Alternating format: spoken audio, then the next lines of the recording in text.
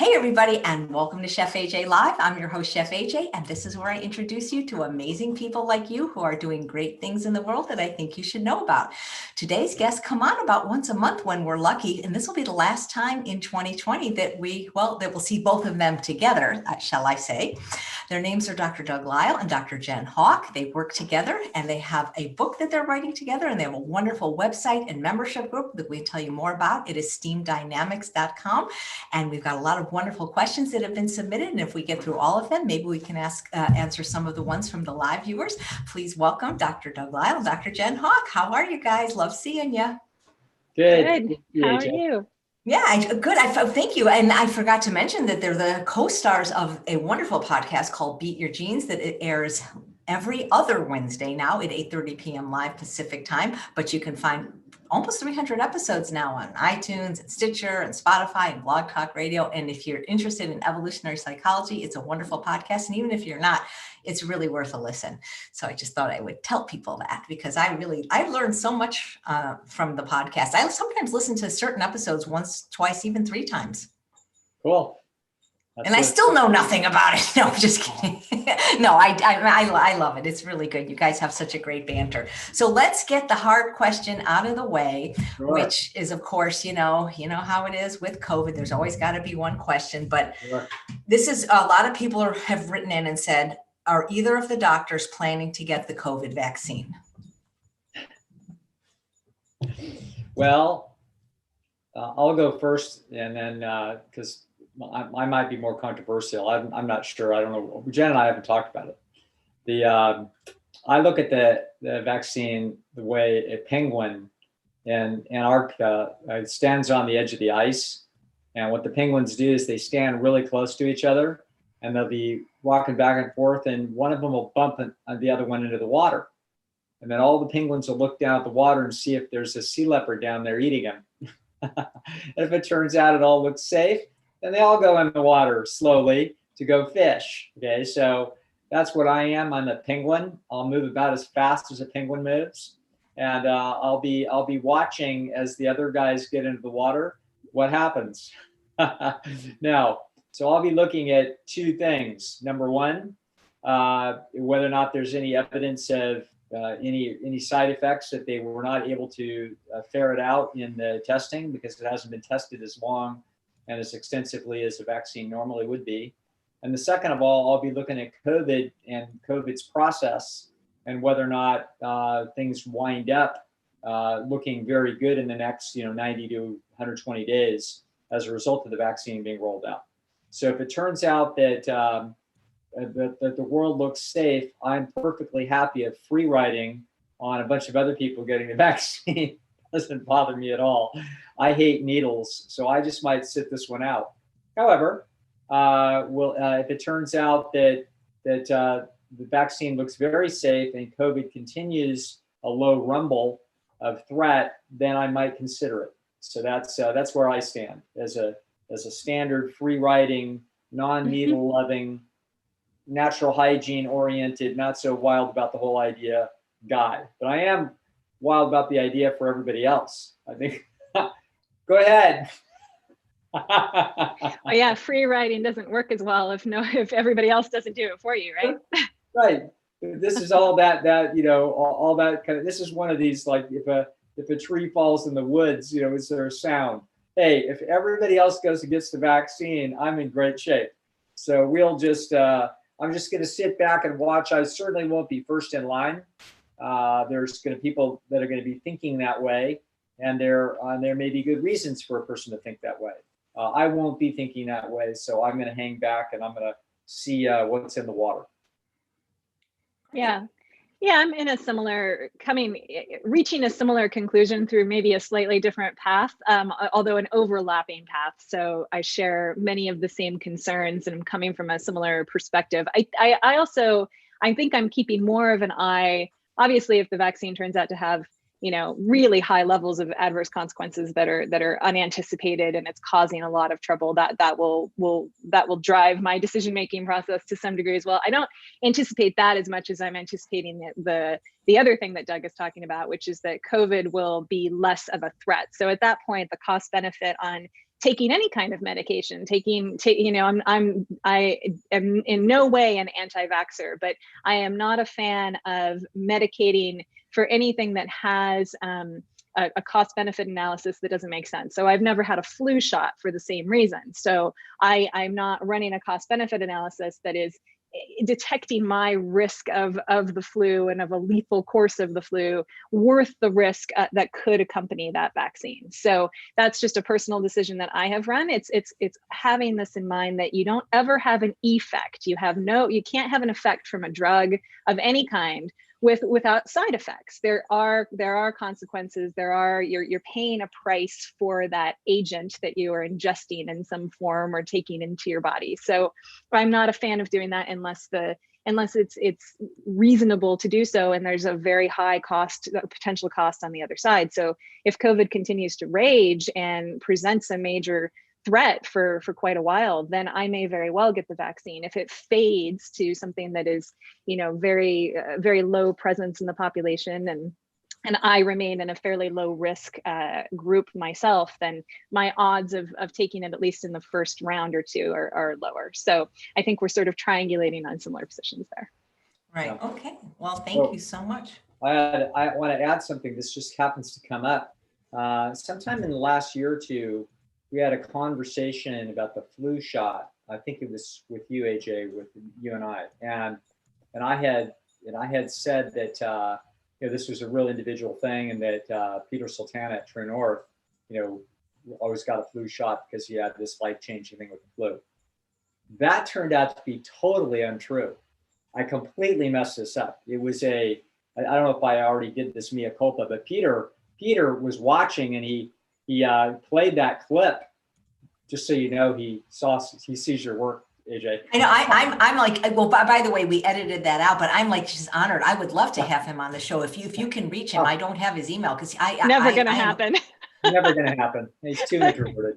So at any rate, the point is it was totally wrong. It was actually a different friend of mine, very similar personality, both really nice guys, both really smart, both the same age. You know what I mean? Like they even look kind of similar. And I had just completely misremembered this thing from 5 years earlier. So Peter's like, "What the hell are you saying about me?" Say that. That's what I would have said. Just, "What are you saying?" I said, "Peter, I can picture it like it was yesterday. We were talking." He goes, "No, we never had that conversation." And I realized this is an example of how memory works and doesn't work. Memory fills in blanks. It makes suppositions. Like I could have told you on the witness stand, swearing, on the Bible that I was telling the truth, that I had that conversation with Peter Sultana in the foyer of TrueNorth Health Center in about 2013. That is not true.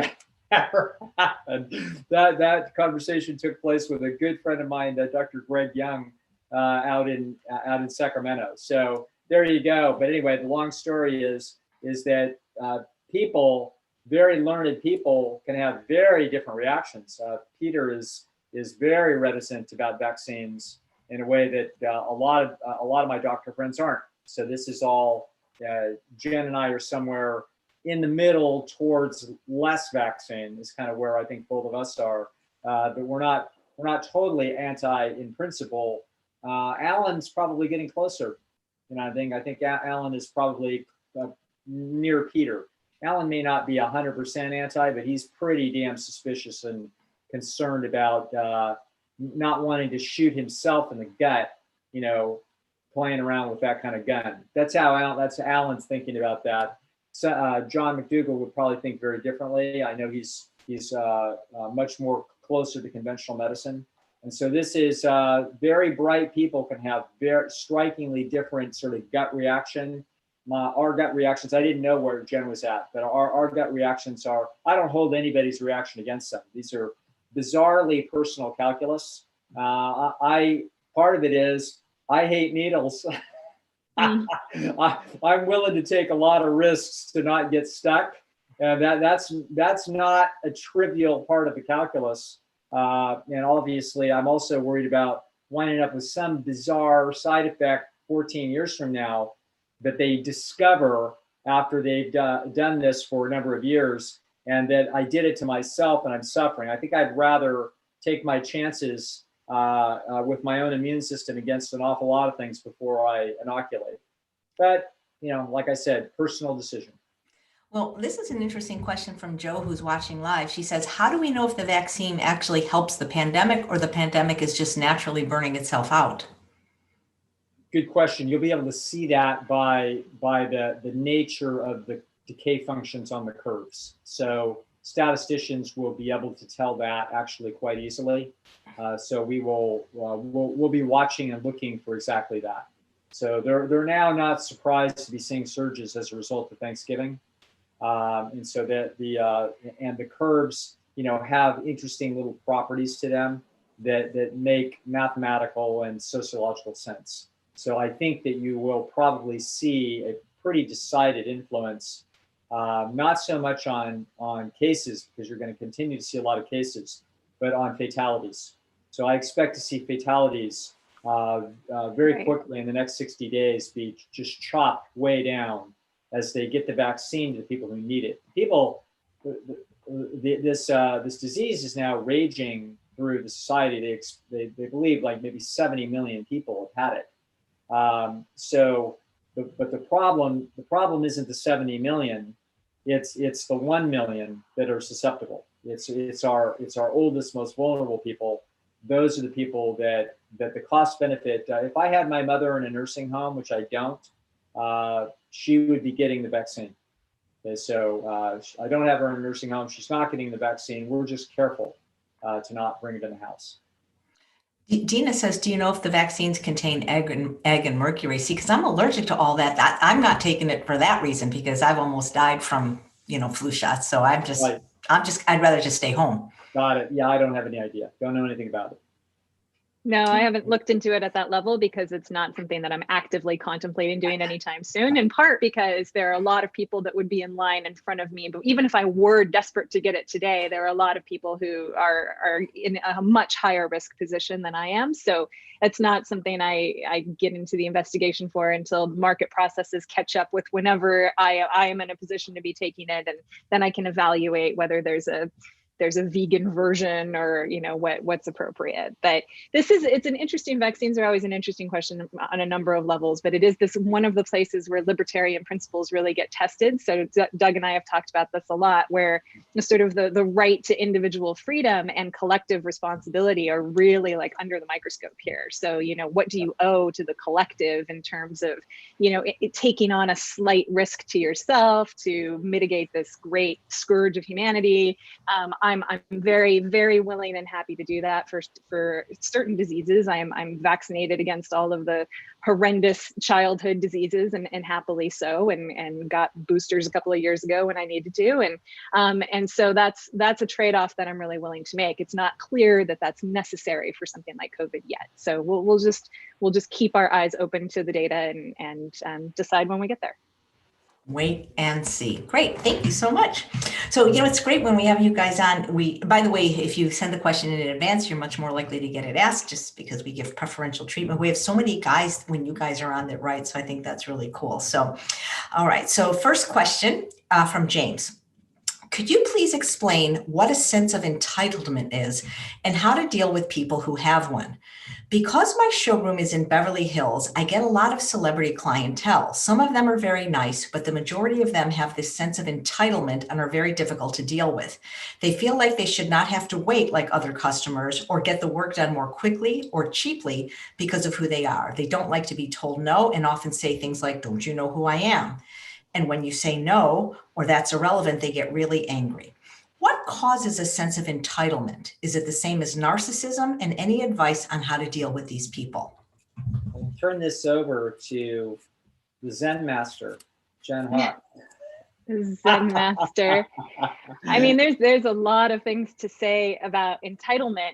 This is, as many things are, this is sort of something like a sense of entitlement is emerging from both who a person is innately and their personality characteristics in the big five, and just how they came wired out of the factory at a genetic level, and their opportunity structure in life. They're sort of, what kinds of trade-offs are they facing? What what sort of learning processes have they gone through where certain kinds of behavior lead to certain kinds of outcomes, and it greases the wheels to be more aggressive and to be more entitled and to be a little pushier. So you have to kind of have, this is very much like, genes loading the gun and environment pulling the trigger sort of thinking, where you have to have the predisposition for entitlement, but it's necessary but not sufficient to be an entitled human to have that predisposition. You also have to have an opportunity environment where it makes rational sense for you to behave in that way, or to be wired so much that way that you can't help it. So that can happen as well too. But most people who are entitled they came out of the genetic factory a little disagreeable, which is sort of, we use interchangeably with narcissistic. Those two things are basically the same thing. So you can think of disagreeableness on the Big Five personality scale as just a genetic measure of, I'm so sorry about that, I thought that was silenced, a genetic measure of how generally fair you think life is. So are you kind of going through life thinking that, when you get your 50% of the pie, that's about right? Or are you kind of feeling like you really should have gotten a little extra 10% because, you're a better human and you're a little more entitled to it. So that's just kind of the wiring that you have. So I think most people are coming in that way, and then they have had repeated interactions, repeated learning processes, including in childhood and through their lives, where it pays to be disagreeable, it pays to be entitled. And they may find themselves in a situation, say in a workplace like this question, or in a relationship, where they get into that pattern of behavior, and the equilibrium between those two personalities, between a boss and a worker, or between a wife and a husband, it settles in on that person just being routinely more and more entitled, pushing the envelope more and more and more to get more and more out of the relationship. So I think this happens very often, but you can take that same person who has that predisposition personality-wise, and put them in a situation that would humble them very much, and that entitlement would dissipate greatly. So if this is Soviet Russia and they got thrown in the gulag, they're going to find out really quickly that acting like an entitled jerk is maybe not the best strategy to get what they want anymore, because the environment has changed on them. It doesn't make them less of a disagreeable sort of entitled personality, but the expression of that entitlement is going to be very subject to the environmental incentives and the constraints that are on it at any given time. Yeah. So, well, perfect. Hold on. I just want to add something to this to underscore, because this has to do with the celebrity context that the question was asked. But like Jen has got a completely comprehensive, a complete analysis of this. She's got it all. I want to point out a little study that was done 20 years ago that underscores this. And this was people waiting in a waiting room, and the people didn't know that it was a setup. So they were subject in the study to go into a waiting room and wait for something. And it turns out, and they were either highly attractive, average attractive, or less than average attractive. And it turned out that the average attractive and less average attractive people would be willing to wait for about, 8 to 12 minutes before bitching. The highly attractive people waited less than 3 minutes. Now, they aren't, just because you're highly attractive doesn't make you narcissistic. It creates, as Jen's talking about, an opportunity structure in the environment that if you bitch, people are more likely to jump. Okay. So they're up at the counter saying, hey, what's the matter? Like, I'm you. Don't you know who I am? Like, they're not thinking that way. They wouldn't necessarily know that an average attractive person wouldn't be feeling that. They're just expecting for people to hop, okay? And so that's a fascinating little social psychological study on essentially what looks like entitlement, but it's actually just part of the person's learning history and opportunity structure in the environment that's making them look entitled, even though they're not genetically entitled. If you add, believe me, I'm sure there's unattractive people that are up there banging the little bell after 38 seconds, i.e. genetically entitled, okay? But this is the intersection between environment, experience, and genes. And so, yeah, perfect layout. And the thing to do with these people is, be pleasant, but lay down the rules and don't budge. That's how you handle them. And if they get all upset, they can go to somebody else's store. That's how we look at that. Right. This Yeah. is, Good.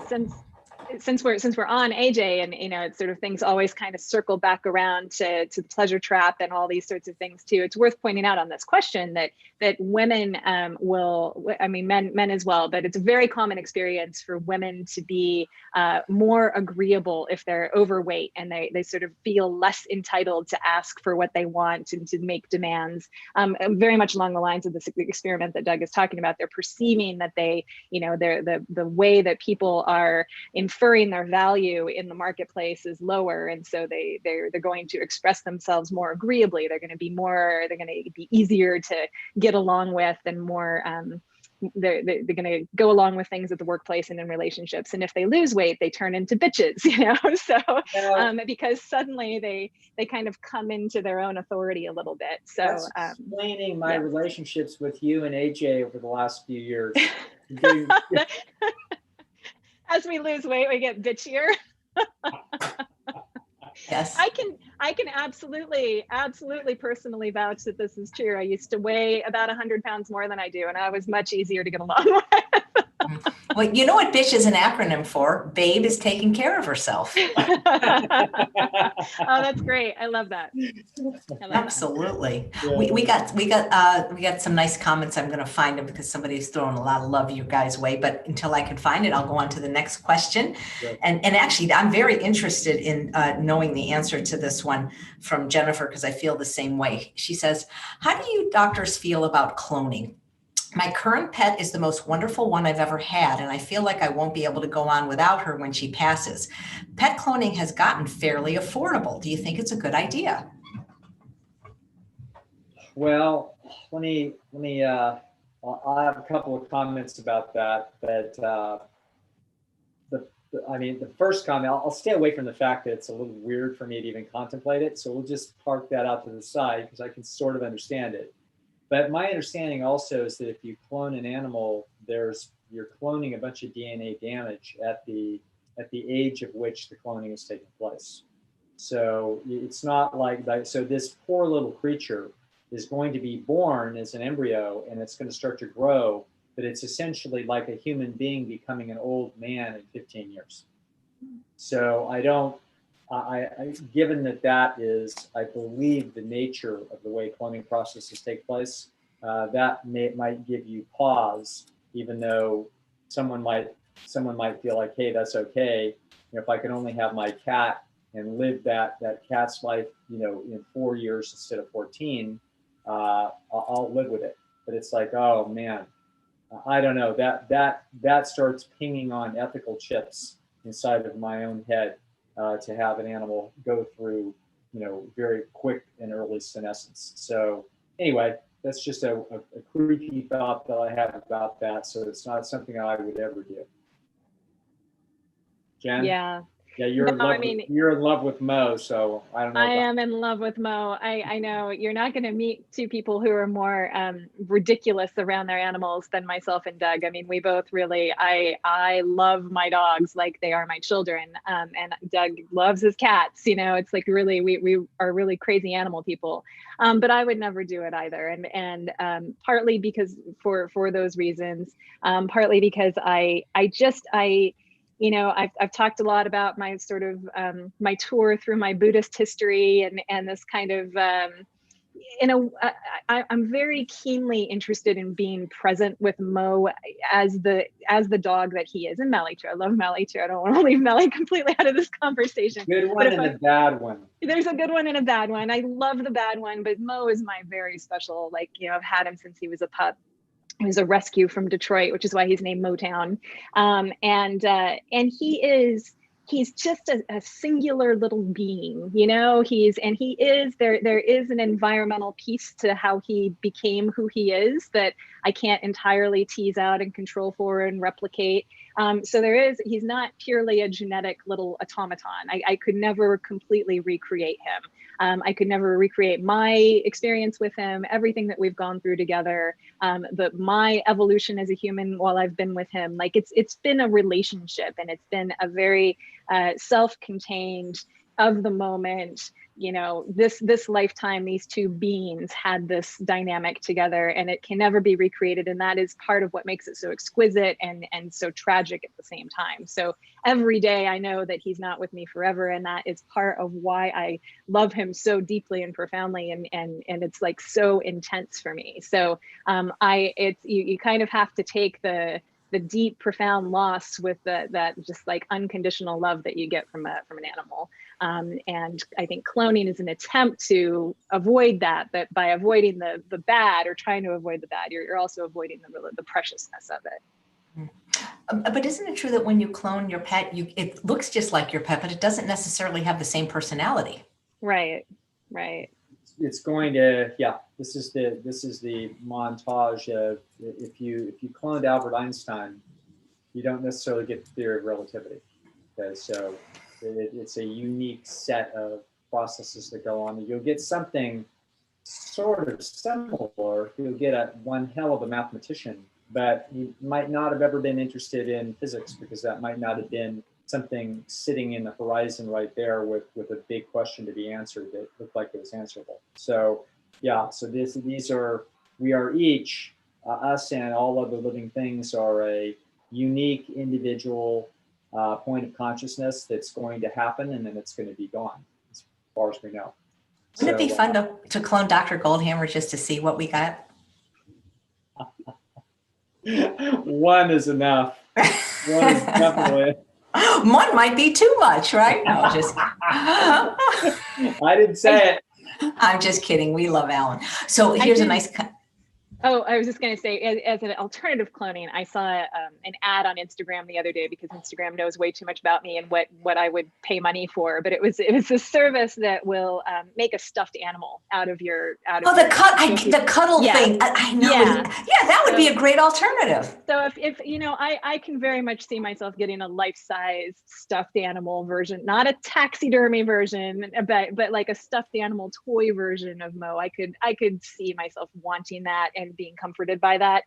So if somebody sort of wants to go that direction, the market has solutions for you. Yeah, absolutely. And I get those too. Yeah. How do they know? So Dr. Love Keeney says, Jen is always so energetic, beautiful, and so brilliant. Count me as a top fan forever. Oh, thank you. So I love the questions you guys have submitted this time. So Tony writes, I know you guys like to look at everything from an evolutionary standpoint. So I'm wondering, what is the purpose of a guilty conscience? I'm considered to be an honest person with integrity. If a cashier gives me too much change, I immediately return it. Even when a bank or a company who has billions of dollars makes a mistake in my favor, I call them up and correct it, even though I probably could get away with it. But there is one area of my life where I lack integrity, and I always feel guilty about it. When I play words with friends, I often cheat. I never cheat when I'm playing with actual friends who I know, but when I play with strangers or the computer, and if I'm losing, I will cheat. If the cheating results in me losing the game, I don't have a problem, and in many ways feel better and rationalize it by saying, well, I was just using the cheating tool to improve as a player and find the best word. But when the cheating results in a win, I feel terribly guilty and feel like I should confess. Can you please either help me stop cheating or not feeling guilty when I cheat? I think all game theory questions go to Doug. Yeah, this is just complicated enough. I'm not sure it's going to be that interesting to everybody, but it's really a beat your genes type question. This is ought to be submitted to Nathan. But I'll give it to you really fast. Jen, you put me on the clock. Okay. Like, right. Don't let him get loose. Okay. What guilt is it's an emotion that is designed by nature to have you not get kicked out of the tribe. So living in close quarters with other people, there's many opportunities for cheating. So somebody, goes and collects a bunch of acorns and they have them in a little leather pouch, and everybody's gone, and you see the little leather pouch leaned against a tree that stands acorns, and you look around and there's nobody around. And you're like, wow, that took him like 3 hours to get those acorns. If I took like a third of them, I'd save myself an hour's work, and it's only going to take me about 15 seconds to do it. Okay. Look to the left, look to the right, nobody there. Now, I'm excited by the cost benefit analysis. What stopped it? Well, what stopped it, like all of us have done it, and if you have never done anything like that, then you're a very strange human. Maybe Alan hasn't done something like that. I have. I stole candy out of the store when I was a kid. So it's funny going into psychology school, like signs of, conduct disordered youth. It's like, well, I had like 5 of the 8 or whatever it is. So the point is that but when you do such things, you are warned, and you're warned by your internal audience, or what Sigmund Freud would have called your superego. I call it an internal audience. It's essentially a bunch of people mythically watching you. Well, why would you have such a bunch of people watching you? Answer: because they might be seeing you from behind the bushes and you can't see them. So if you're in that Stone Age situation, you look to the left and you look to the right, that you better be imagining that there's people watching you. And because that's part of the risk factor, that if you steal and get caught, you could get kicked out of the village. The censure could be tremendously high. It could be extremely biologically expensive. So your nervous system put a check in there called an internal audience, with the ability to activate the guilt circuit before you've even done anything. Okay, and so that's what this is about. Now, I think, notice, for example, even though it looks safe, even if you got the acorns in your hand, if I got the acorns in my hand and I'm walking away from the crime, and I'm 28 feet away and I'm just getting past the trees, and here comes Susie up the walkway. Later on, Stan says, "Hey, who took my acorns?" And Susie's like, "Hey, I saw Doug leaving, when nobody was around." So even when it looks clear, it's not clear.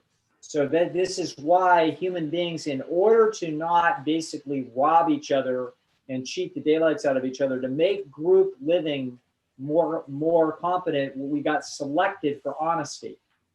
And part of that honesty mechanism was to not just be, Abe Lincoln that would never cheat anybody out of a nickel. No, the cost benefit's always there. The question is there a check on it? And the check on it is the guilt system, by imagining what other people are going to think if they saw you do what you did, and they can reconstruct it from the logical operations of what happened in the situation as best they know it. And therefore, you should have a signal to tell you that you're about to do something dangerous, and that's what the guilt is. So when you cheat in the game, you're running a cost-benefit analysis on who's going to find out, can they find out, what the whole thing is. And of course, there's always temptations to cheat. Okay, so sometimes you succumb to those temptations under certain conditions, but it sounds like this individual most of the time is very honorable for the very reasons that they've got a properly functioning guilt chip that's keeping their behavior alive. Probably if there was money on the line and you were cheating other people, you probably wouldn't do it. But since it's just some status and some game, it's like, well, I'll just go ahead and look a little cooler than I am. I understand that. Nice. Thank you. All right. Well, here's another fun question. This is from Christy. I live near a golf course, and when I take my morning walks, I always find golf balls, usually in excellent condition. I pick them up and I put them in a box in my garage. I now have hundreds of golf balls, and I don't even play golf. Why do I keep collecting them when they have no purpose?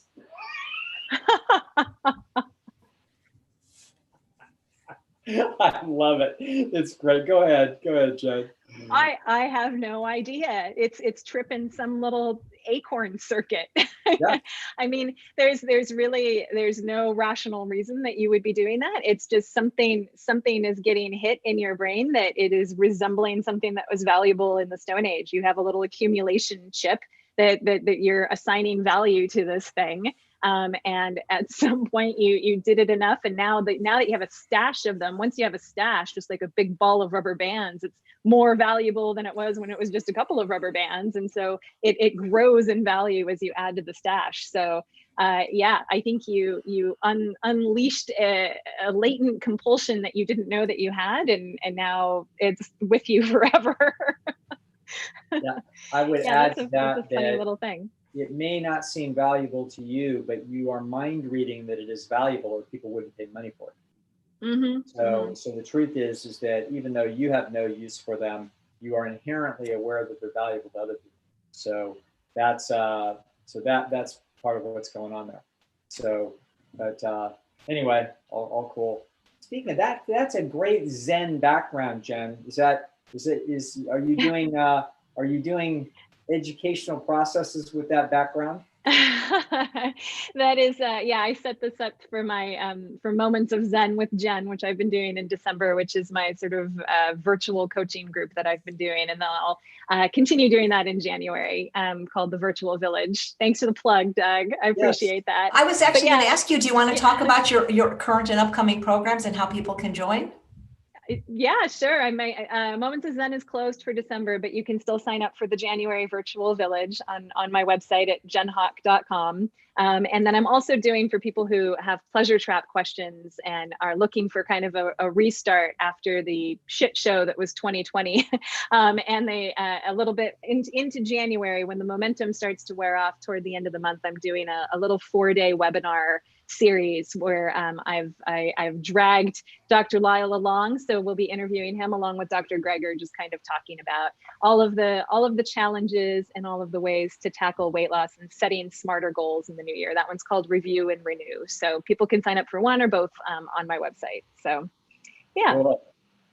Yeah. Right. The last time I looked, I didn't see a time for one of the events for the 4-day series. Yeah, we haven't set specific times because I'm trying to pin down the very complicated schedules of these two very important doctors. So as soon as I have finalized those, but it's not until the end of January. So if the dates are set, yeah.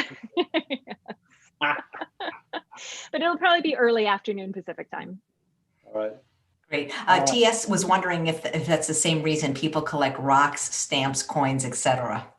Yeah. Yeah. Same kind of concept. In other words, you're Sand mind dollars. reading that somebody in the village may find them useful. And I think Jen's right about a golf ball. Golf ball is a sort of a fascinating looking thing. It's got craft. It's also, completely, spherical. So it looks fancy, and it also is mimicking food.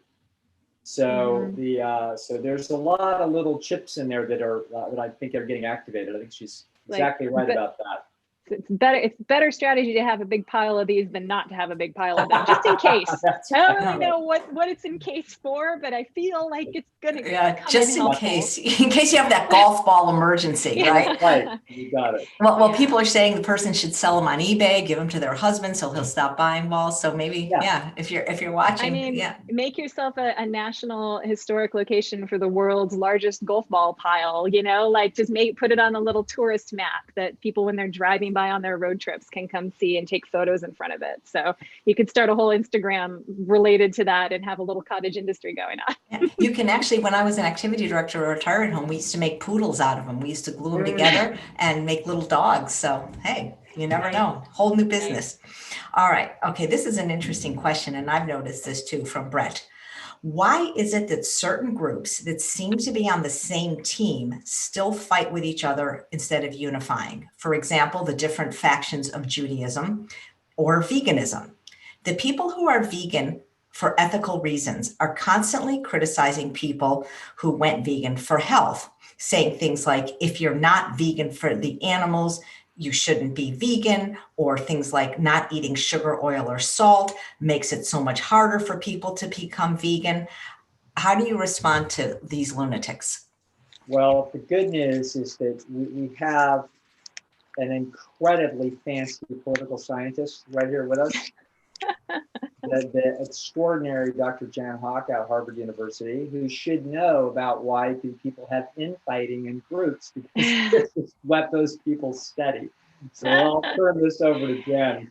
Well, the irony, of course, being that political science as a discipline doesn't actually know that much that is valid or true about why there's infighting, because they're not grounded in what we call consilience, which is the sort of unity of knowledge that informs everything that we're talking about. So in order to understand anything, you've got to look through the lens of biology, right? You've got to look at this sort of evolutionary process, and survival and reproduction is a competitive rumble that is not a collective process, it's an individual process. So you are in the game of survival and reproduction, you are out for yourself. So you are, to the degree that you are seeking to market yourself to the Stone Age village to get access to more resources, to have a better life experience, to get better mates, all of the things that were critically important in our Stone Age history, that's an inside game. That's an individual status game. And so the more narrow you make your little in-group, that just changes the frontiers and the parameters of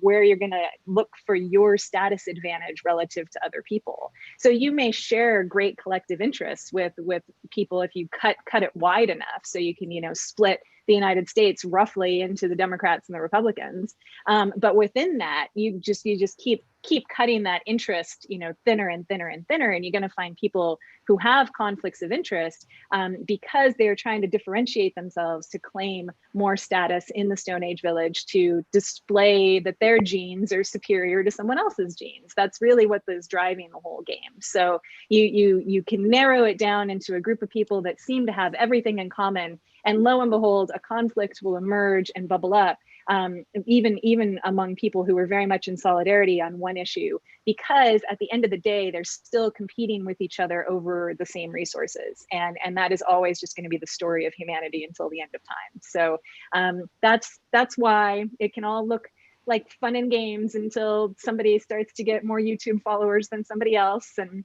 somebody's book sells a few more copies than somebody else, and it all has to, you got to assert your importance and your value in the village separate from the other guy. That's life. Yeah, six people all running for a congressional seat in southern New Mexico, all on the Democratic ticket, all fighting with each other. Okay, why? Even though they agree a great deal in their political stances on things, at the end of the day, it's an individual gene process. There you go. That's great. Fabulous, Jen. But wouldn't it be better if the vegans fought the true enemy instead of each other? Well, they started off that way. Yeah. But what we're saying is that would be, it might be and truly be more effective, but being effective as a group against another group is actually not the biology of life. So that is a temporary biology of life. Very temporarily, these large set of coalition might come together for a specific purpose, but instantaneously, suddenly everybody's out for themselves.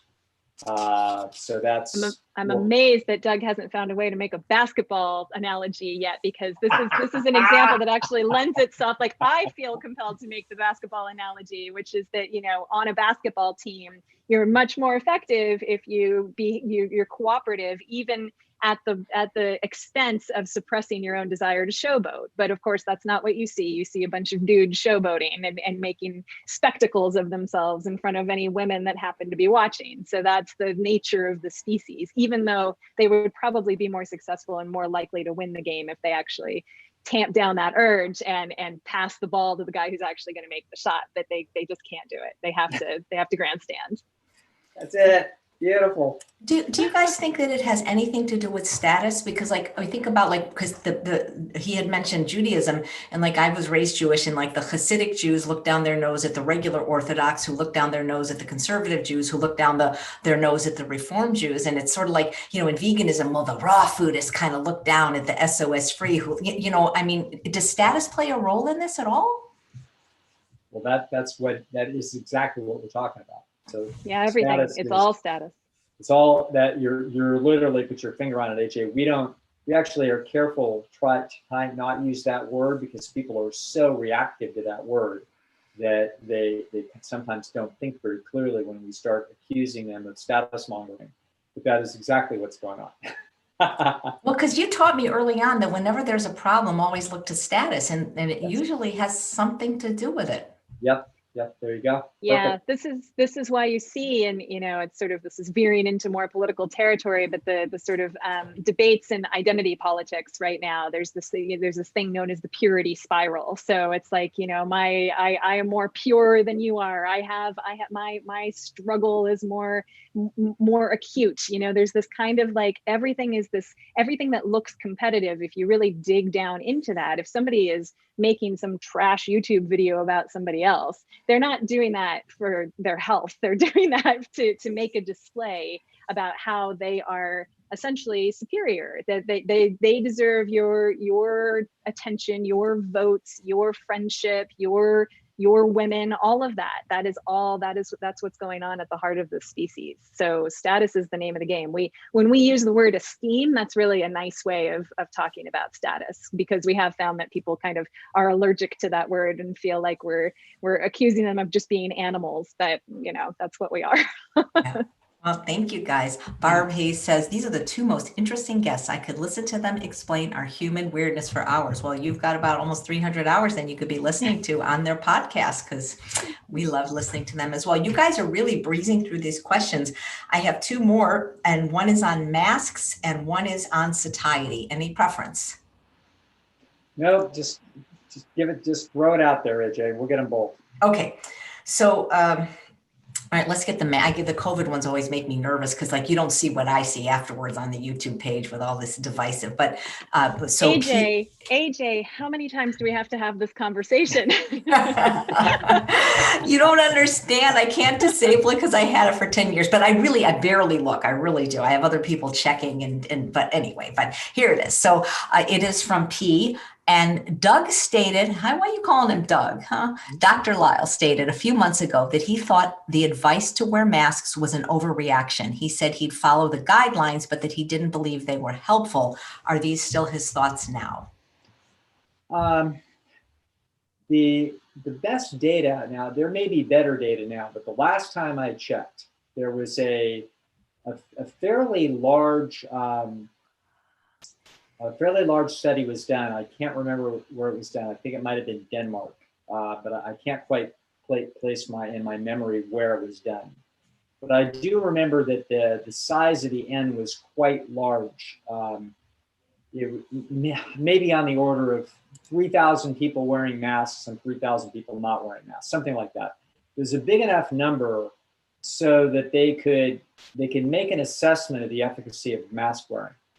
So they had, and then it turned out at the end of the period, I think the people that wore masks, about 1.8% of them had gotten COVID, and the people who had not worn masks was 2.1%.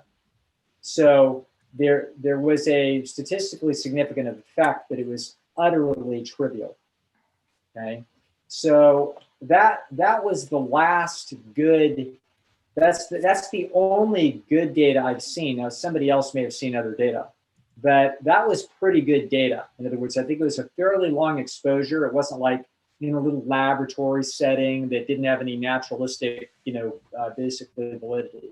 This was I think they went out and they said, okay, you people, you 3,000 people, we want you to wear masks very fastidiously, for the next 2 or 3 weeks. And then they have the other people say, don't bother, okay? Don't bother wearing masks. We're going to try to see what happens.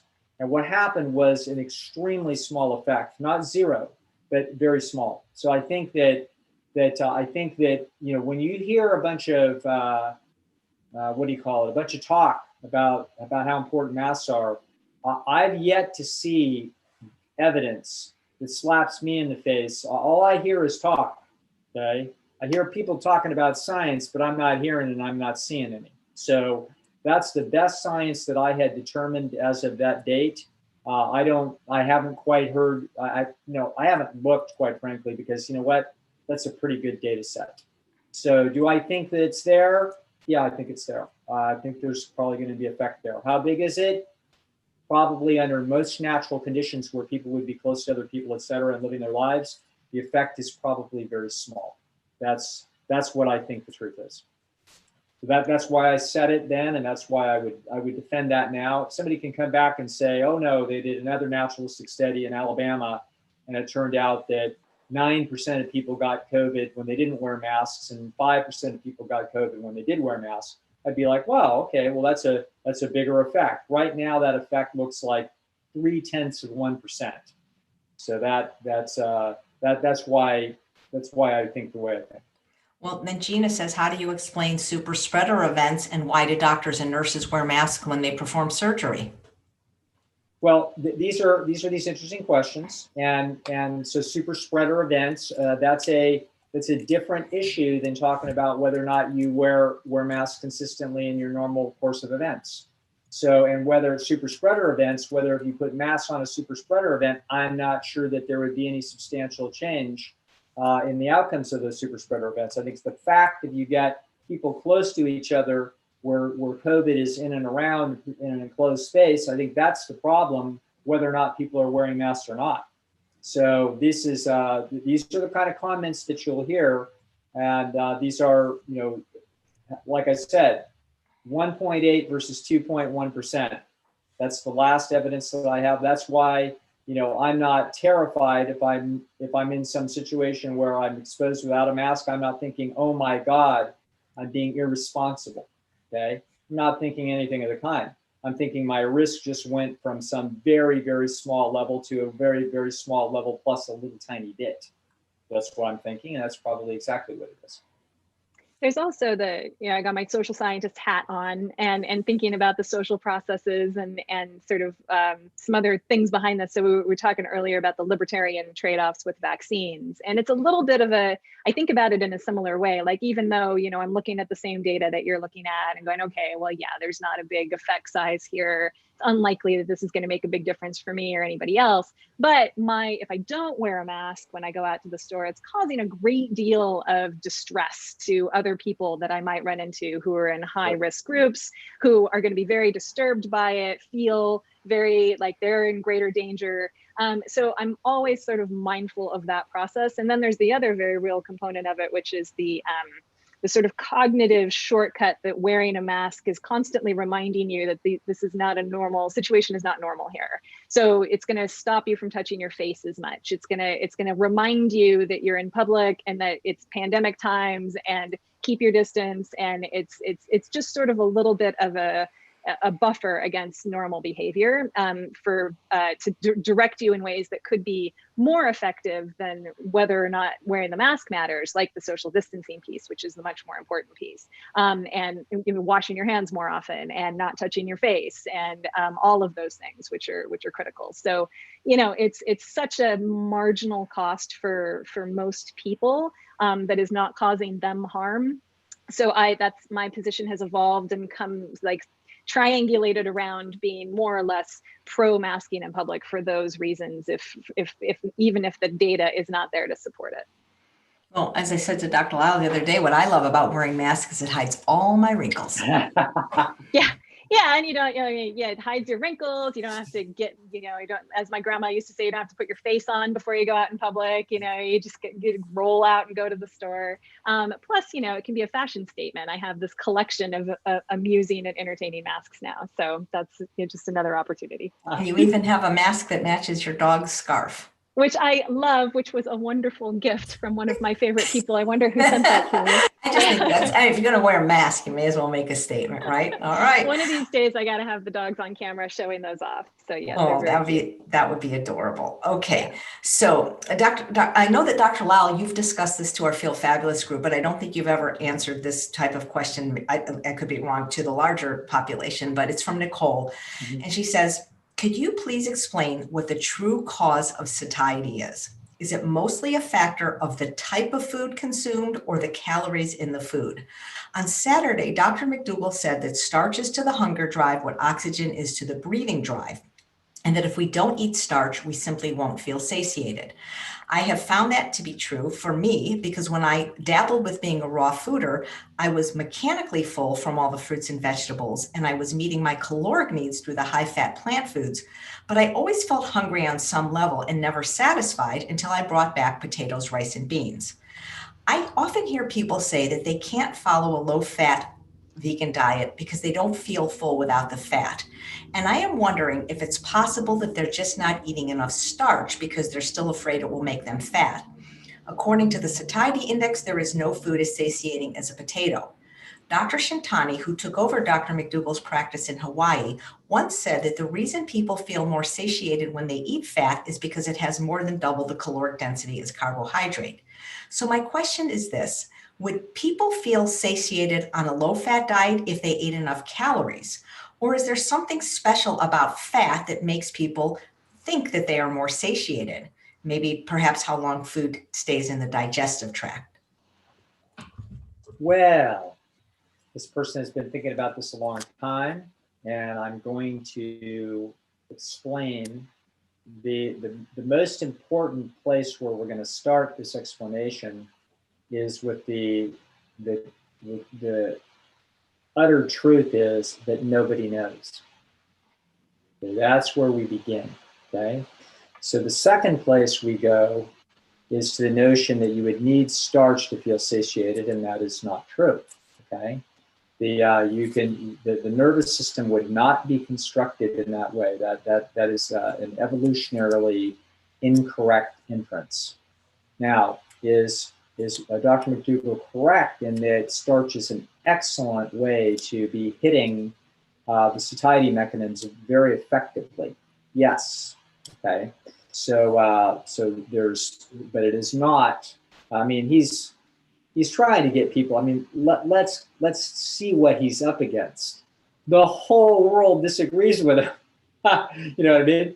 I mean, Colin doesn't disagree with him, but Colin isn't talking about starches. Colin hasn't identified that as the central core of his argument, even though fundamentally it is.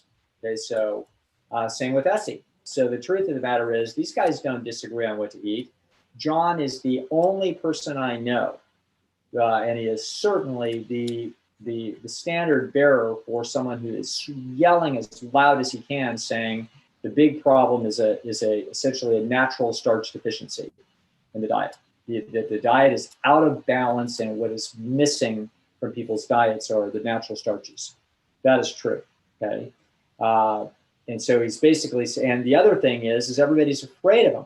Everybody thinks that you're going to overeat and get fat. He's saying no, they're like oxygen for the satiety mechanism. It's like it's the perfect thing. So he's trying to hit people over the head, and sometimes when you hit people over the head, you make a statement that is more extreme than is true, okay?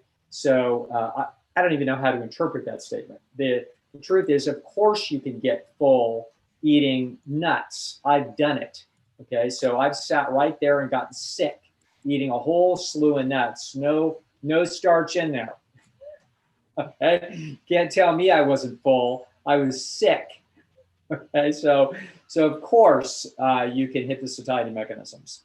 Now, to the other question about there are people that will eat a very low-fat, vegan, starch-based diet, and however, they don't quite feel full in possibly a way that is even optimal, because what they're doing is that they're leaning on the stretch receptors by basically feeling full up to the gills, and they wouldn't do that, or they wouldn't be eating those volumes if they were eating higher fat food. Which would have been consistent with our natural history. So do I think, so this gets to a question about, is there some specificity in the digestive system's sensitivity to different macronutrients? I believe that there is.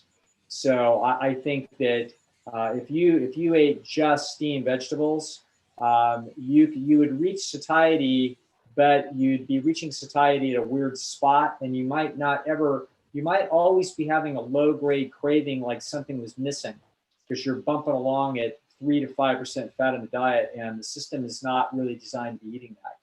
So I think that I have personally counseled quite a number of people where the move that we made was to quit eating enormous amounts of raw food and wet starch, and include some other food that has some high fat in it, and that to essentially then see if we can quiet down a screaming circuit that may be feeling like it's fat deficient. So, for example, I'll have people eat half an avocado on their salad, and that can make a big difference. Suddenly, they're not needing to eat nearly the quantities that they were needing to eat to quiet their hunger drive down. So you have to experiment with that. And the last part of my story would be there's going to be individual variation in human biology on this question. So I know that interestingly enough, Alan's wife would look at him once in a while and say, "I crave meat." She wouldn't eat it, but every once in a while she would snarl at him like, "Hey," and Alan would say, "No, you don't. You just crave the caloric density." And she'd say like, "No, that's not true." I was right there. It was entertaining to watch this. Alan has no craving of meat, neither do I. But I am not going to argue that is a human universal. So that I would put that in the game, that I would not be surprised at all if there's people whose neurobiology is slightly built differently than mine, and that they are craving that texture and the caloric density of animal food in a way that I do not. So that doesn't mean that they need to have it. It just means that feeling of the craving, I could absolutely see that would be a biological variant. It wouldn't surprise me at all if further investigations in neuroscience demonstrate that that's true. Anything you want to say? Does that make sense? No, that's perfect. That was 5 minutes or less to back the You didn't say back the camera up. I was waiting. Those were the rules of the drinking game that I issued ahead of time. Oh, my. Wow, you guys got through all the questions. The one that keeps popping up, and I was typing to Jen in the chat, is it okay to ask, is they keep asking, is Dr. Lisle single? And I just don't know if I'm allowed to ask that because.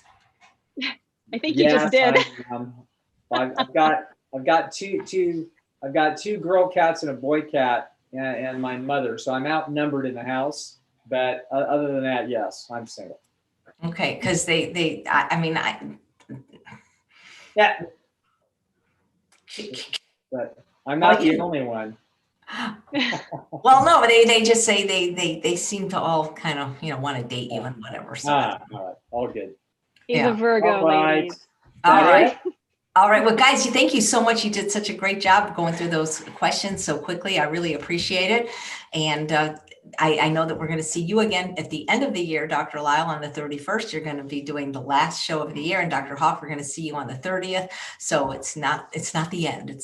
But this has been wonderful, and we so appreciate when you guys come on. It's always entertaining and informative. And guys, don't forget to check out the Beat Your Genes podcast and all of Dr. Jen Hawk's wonderful classes. I'll post everything in the show notes. And don't forget, they have a subscription group now that's like less than a cup of coffee, and really you can check it out. They do Q&As with members just like this, and they're very, very fun. So thank you so much for watching another episode of Chef AJ Live. Tomorrow we have on some medical students that go to a medical school that actually teach the doctors how to cook. So please come back tomorrow and watch that. Thanks again, Dr. Lisle and Dr. Hawk.